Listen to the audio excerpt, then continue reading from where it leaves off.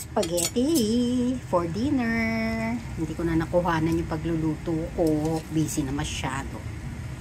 Ayan siya. Nilagyan ko lang siya ng konting mushroom. Diba? Super yummy ba? Yummy ba tingnan?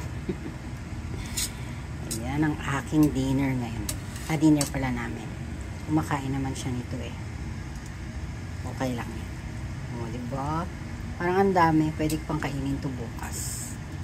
Tsaka ito. Pakikita ko sa inyo. Tcharan! Yan ang aking isang pirasong pizza.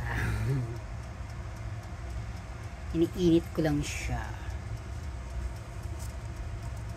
Wow. Para ano siya, mag-melt yung cheese. Okay.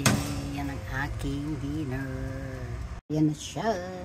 Nilagay ko na sa plate. Tapos sprinkle natin ng konting cheese. Ayan, cheese.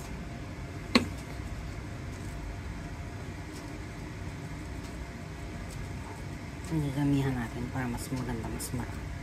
Ayan, akin. Okay, go. Let's eat.